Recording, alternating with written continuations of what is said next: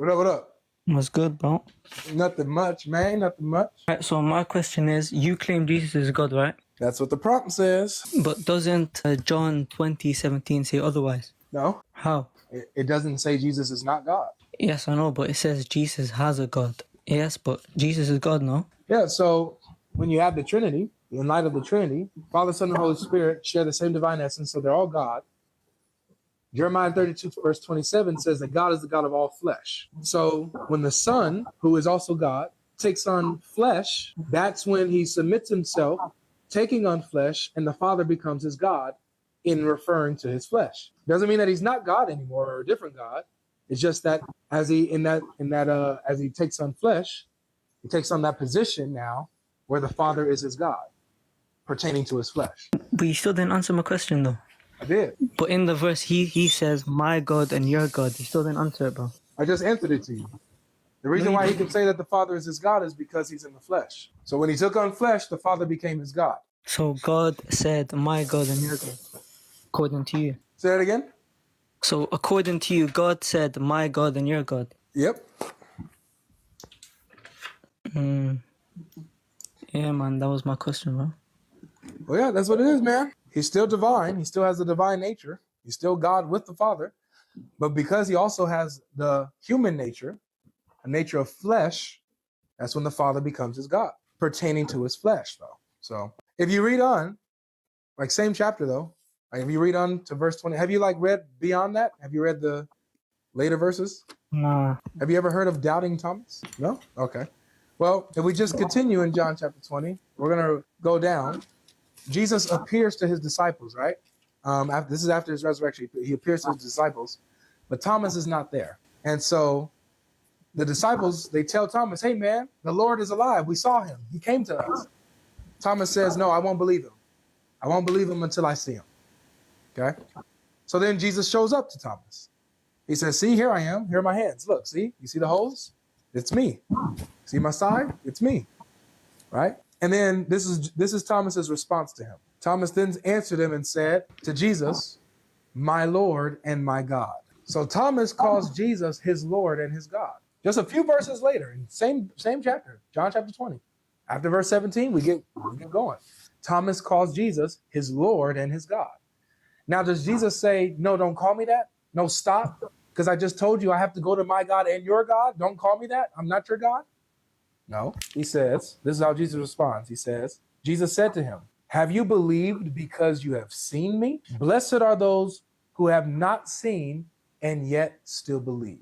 So Jesus affirms what Thomas just said, that he is Thomas's Lord and he is Thomas's God. But blessed are those who believe this even without having to see Jesus. So my question would be, why doesn't Jesus correct Thomas here and say, no, I'm not your God. I just said I have to go to my God and your God. I'm not your God. Why doesn't he correct him here and say, stop that? Why does he affirm what Thomas says, that he is his God? Why does he affirm that? No, you got a point. I don't know what's in the air, but Nas, I think you're good luck, bro. If you're still listening, you're good luck. Because of you, Nas, we're starting to get some honest Muslims coming in. Oh yeah, I also want to get back about the Uthman burning the Quran, but didn't also other people memorize the Quran cover to cover? Not really. Yes. Well, the question would be, which one did they memorize? Which one did they memorize? Because Muhammad told specific people to memorize. He sure did. And you want to know who one of those people were? Go on. Ibn Masud. Ibn Masud was one of those people who Muhammad said, boom, learn the Quran from this guy. There was 4 of them. One of them was Ibn Masud. By the way, the 4 people that Muhammad said you should learn the Quran from were not involved in Uthman's, rewriting of the manuscript, where he came up with the manuscript, the perfect copy. None, Ibn Masud and nobody else, Ubay ibn Ka'b, none of them were involved in getting the Quran right. Why don't you think Uthman included them? Wait, included what? Why didn't Uthman include none of the guys that Muhammad said you should learn the Quran from when he was burning the Qurans and rewriting the copy? Why didn't he include those guys to make sure everything was right? Yeah, but didn't Uthman only rewrite the House Quran? No. Okay. So you told me he wrote all 7 versions. Yeah, the hadith goes like this. He asked Hafsa to give him the manuscript that she had so that he can make copies of it. So, and even Hafsa was reluctant to give it to him. So Hafsa ends up getting the Quran from her and rewriting that copy into perfect copies, it says. So he rewrote it and then had all the other manuscripts that people had, he had them burned. Now, when he was rewriting it or had the people rewrite it, he had Zayd bin Thabit rewrite, Hisham, and 2 others that I don't remember exactly their names. But none of them were any of the 4 guys that Muhammad said you should learn the Quran from, right? Who memorized it cover to cover. Ubay bin Ka'b, Ibn Masud, these guys like that. They were not involved in this. Why did he leave them out? I don't know, bro. But still, surely if he changed anything, someone would have said something. They did. Who did? Ibn Masud, for example. Ibn Masud disagreed with what Uthman did and what he was doing. And he even told his students to not turn in their Qurans. He told them to hide their Qurans from Uthman. Don't turn them in. That's what he said. Now, why would somebody... But you still didn't answer my question, though. Surely if he changed something, someone would have spoke up. Uthman, Ibn Masud is speaking up. He got beat up for it. Yes, but he didn't say you're changing the Quran. But he's saying, why would I go after that Quran, after what they've coming up with, when I know more than they do? I've learned directly from the Prophet. I know exactly what it said. When Zayd was even was a little boy. Wait, what hadith does it say, whatever you just talked about? And nobody refuted him. Yeah, let me get that. Yes, the Prophet Muhammad predicted the headphones, yes. Bro, it'll take me a second to have to find it. I used to have it say, I don't know what happened to all my stuff, man. But if anybody remembers that hadith number where Ibn Masud tells them to hide their Qurans because he knows more than Zayd and stuff, go ahead and give that reference. And what happened to all my stuff? This doesn't make any sense. But do you know the number of the hadith? I don't remember it. That's why I just have the stuff saved on my phone. But man, I lost a lot of stuff, and I don't know when. I don't know when the stuff got deleted. But I used to have it all. I used to have all this type of stuff saved. I put it in an album called Hide Your Qurans. But so this is what I would say to just progress the conversation. That you do clearly see differences even today. Thank you. Jamiat Tirmidhi 3104. Like? It's a bit of a long one, but it's Jamiat Tirmidhi 3104. So if you want to look at that one later on, you can. Jamiat Tirmidhi 3104. Okay. 3104. But yeah, so we have clear differences in the Quran that we look at today. Clear differences, Like? Within the text, like between the Hafs Quran and the Warsh, for example, or Hafs versus Kalun, or Hafs versus... Yes, but they all have the same meaning, no? No, a lot of them change meaning. Okay, give me an example. Okay. So in the Hafs Quran, in chapter 37, verse 12, it says in the English, but you wondered while they mocked. Allah speaking to Muhammad when he recited the revelation to the disbelievers and they mocked him. Verse 12, it says, but you wonder while they mock, right? The word is ajabta. Yeah, ajabta and ajabtu means you wonder. No, ajabtu means I wonder. No, bro, I speak Arabic. Ajabtu means you. You wonder. No, ajabta means you. Bro, they both mean the same thing, bro. Yeah. No, they don't. Come on, man. Arabic is... Come on, brother. Come on, man. I've been through this so many times. I've even spoken to a sheikh about this. Another sheikh besides myself. Wait, I got a question for you. Why do you guys trust Paul? If Paul was known as a murderer, he was known as a thief. Where does it say he was a thief? I'm pretty sure there's a verse that says, I steal from the churches to... Where does it say he was a thief? I don't know, somewhere in the Bible. I don't know the verse exactly. No, it doesn't. There's nowhere in the Bible where it says that Paul's a thief. Okay, what about him when he used to persecute the churches? What happened when he was on his way to persecute the church? What happened? Oh, no, I'm asking you. That's why I'm asking you. He converted. He was on his way to persecute the Christians, and he had a vision from Jesus and converted and started spreading the gospel. So he claims to have had a revelation from God that completely changed his view. To now, at first he was an enemy, but now he's an ambassador for Jesus. He's a warrior for Jesus. But wouldn't that be somebody that you could trust? Somebody as bad as him changing for the good. Isn't he trustworthy? No. Really? Yes, he could have just pretended. He could be just pretending. That's true. He could be just pretending. But if he's pretending, then his actions would show that, right? However, his actions show that he actually genuinely had a conversion because he stopped persecuting the church. Not only did he stop persecuting the church, but he went to the apostles to affirm his revelation that he got. So, and the apostles approved it. But not only that, not only did he stop persecuting the church, not only did the apostles approve of his testimony and his revelation, but God showed that he was approved by him by doing miracles through Paul. Paul did miracles. Like healing the sick, healing diseases, casting out demons. Okay, but I could see the same logic. Why would Muhammad lie? Yeah, why would Muhammad lie? What is he going to gain from that? Women, money, power. Paul. Yes, but we all know what he done with his money. Yeah, he gave his wives homes, and he supplied his army to go out and pillage neighboring lands to make them Muslim and threaten others to become Muslim, or else he'll take their land. So you have Paul who in his conversion and by this revelation doesn't get women, doesn't get power. He actually gets put in jail and actually gets unalived for his preaching. And what was the other thing I said? Women, power, and money.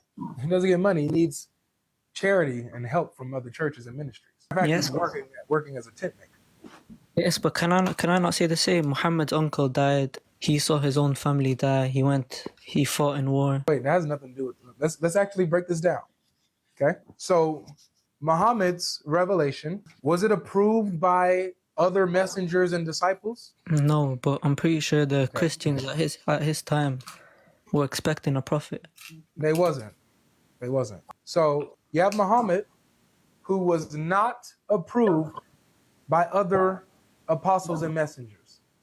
So no witnesses, no approval. Paul got witnesses and approval by the apostles and messengers. So that's one, Paul 1, Muhammad 0. Let's go next.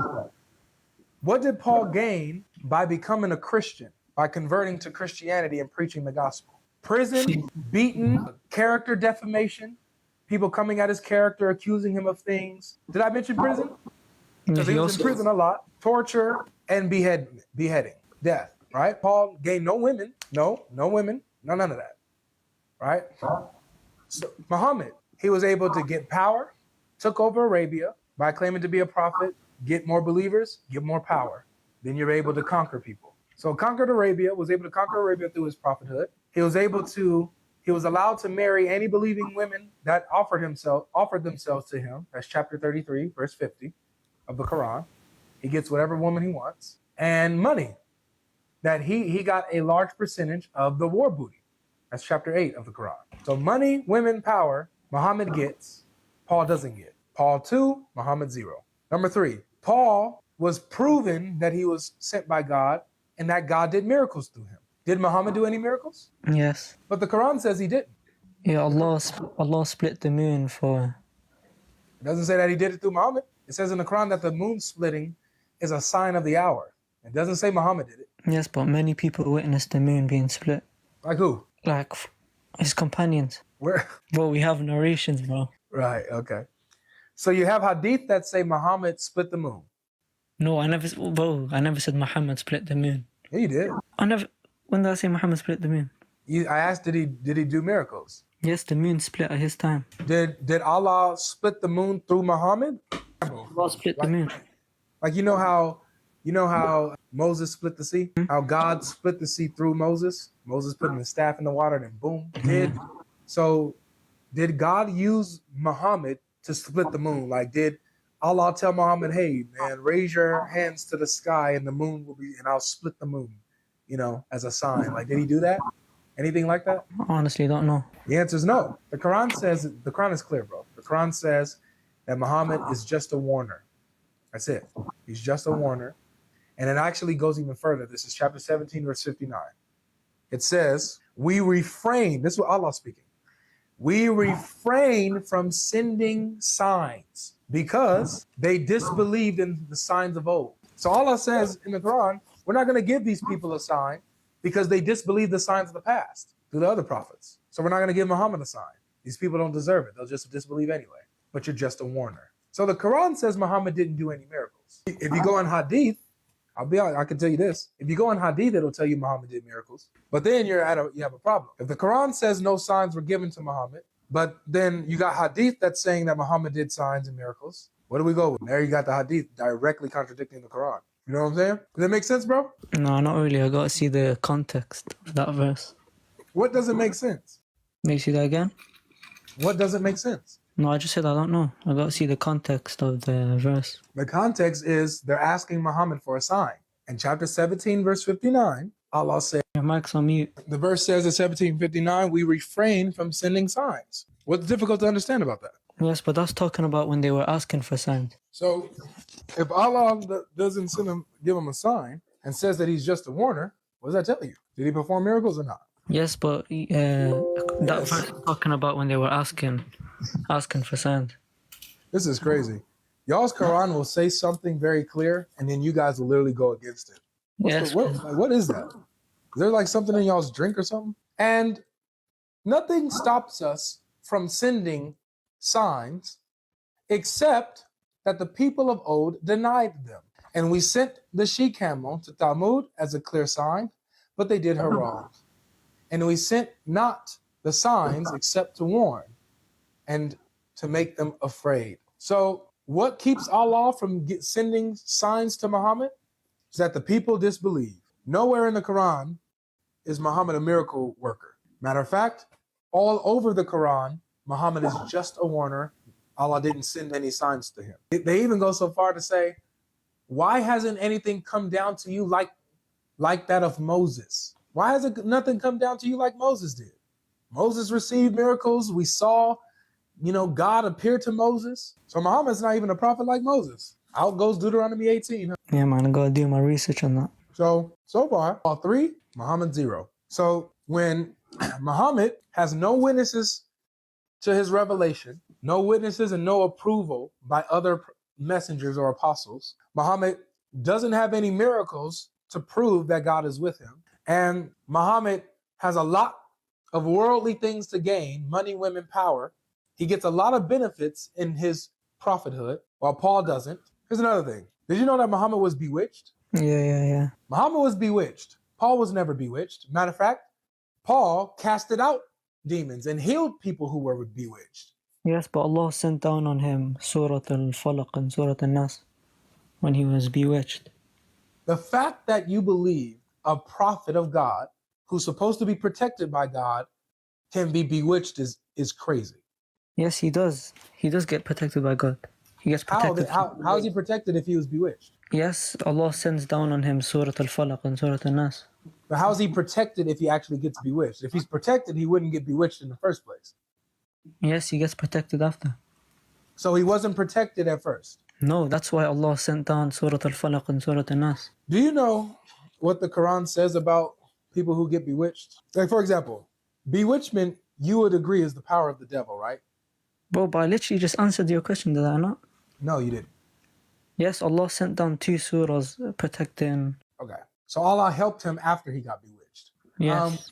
Let me ask you this. You agree that bewitchment, witchcraft, are the powers of the devil, right? Let me show you what the Quran says about the powers of Satan, who can be subjected to the powers of the devil. This is chapter 16. I'm going to start at verse 98. It says, so when you recite the Quran, seek refuge with Allah from Shaitan, the outcast. Verily, watch this, he has no power over those who believe and put their trust only in their Lord. So Satan has no power. His powers won't work on those who trust in Allah and believe in Allah. Watch this, verse 100. His power is only over those who obey and follow him, and those who join partners with him, with Allah, those who are polytheists. So according to the Quran, the only people that can be overcome by the powers of the devil, where the powers of the devil could work on them, are those who follow the devil, those who follow and those who ascribe partners to Allah.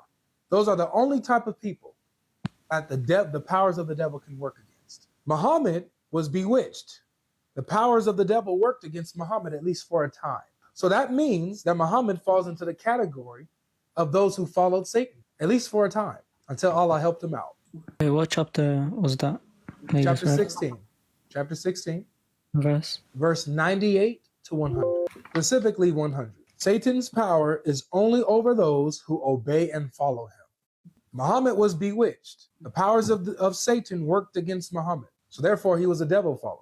He followed Satan. What's that, 5? Muhammad's 0 for 5 right now against Paul. No witnesses to his revelation. No miracles. He gets worldly gain from being a prophet. Money, women, power. He was bewitched. And while Paul casted out those who were bewitched, had power over witchcraft, over the powers of the devil. And 5, this would prove that Muhammad was a follower of Satan because the devil's powers worked on him. Muhammad doesn't compare to Paul. Here's another one. Paul met Jesus. Muhammad didn't meet Jesus. No, Muhammad did. Muhammad met Jesus? Yep, they prayed together. Oh, Lord have mercy. Wait, but didn't Paul see Jesus as a light? And then in the Bible it says the Satan disguises as a light. No, he didn't see Jesus as a light. He saw a light that blinded him. When he saw him, but he met Yes. Jesus. No, it's not. Anyway, so do you see how Muhammad has nothing on Paul, bro? No miracles, bewitched, succumbed, overtaken by the powers of the devil, no witnesses, no apostolic witness and approval, money, sex, power, influence, all granted to Muhammad through his prophethood. So much to gain. Wait, what about Muhammad's prophecies? You still want to make a case for Muhammad after all of this? Of course, bro. Why? My question now is right now for you. In light of what we just went over, why don't you trust Paul and why do you trust Muhammad over Paul, who clearly is better than Muhammad? Because Muhammad came with proof. Bro, Muhammad came with the Quran, he came with prophecies. And Paul came with quite a few books in the New Testament. He came with prophecies, miracles. Okay, but I thought only God knows the knowledge of the unseen. So you just prove that Jesus is God because Jesus says in your Quran that he knows the unseen. Yeah, God could give him the knowledge of the unseen. Oh, okay. Muhammad was illiterate. Paul wasn't illiterate. Paul knew the scriptures. Muhammad didn't know the scriptures, never seen them because he was illiterate. I got a genuine question for you. How do you think Muhammad prophesied the stuff he did? He didn't. He didn't prophesize nothing. Can we keep going? Yes, he predicted the headphones. You said that with a smile. Muhammad predicted headphones. Yeah. You know what he also said? He also said that sperm will survive within the womb for 40 days and 40 nights before it becomes a child. Where do you get that from, bro? You just made that up. You're right, I made it up. Where does it say on the Quran? No, I made it up, bro. I made it up. But if he did say that, that would be crazy, wouldn't it? That would show that he's false, right? Did you not just say Quran? No, I didn't say Quran. I said Muhammad said. Oh, my bad. But if Muhammad said that, that would be crazy, right? I mean, if it's, bro, are the source is authentic? Is it a da'if hadith? I'm just asking if Muhammad said that semen lasts in the womb for 40 days and 40 nights, that would be crazy, wouldn't it? I don't know, would it? Bro, I'm not a scientist, bro. And clearly neither was Muhammad. By the way, guys, I was joking. I didn't make that up. Muhammad really said that multiple times. If Muhammad is over here lying... Oh, come on, you gotta show me source at least, bro. Why? What's the point? Because maybe you're taken out of context. Nothing that I show you, bro. Everything that I show you, you're just gonna have an excuse for it. You've already shown that you can't be honest. So, it's just, there's nothing here for us, man. There's nothing I can do for you, nothing you can do for me. To you be yours. May the Lord guide you, man. But now you know that Muhammad can't even untie the sandals strap of Paul's shoes. He's not worthy. Now you know. So whenever you ask a Christian, why Paul over Muhammad, you know now.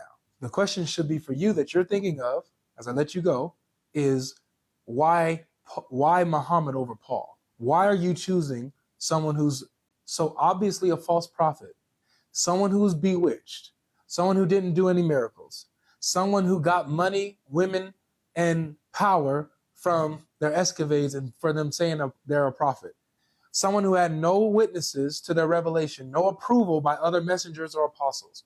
Why trust this person who goes against the teachings of Jesus and the apostles and the prophets, who contradicts them at every turn. Why go with this person over Paul, who's the opposite? That should be your question, all right? Take care, bro.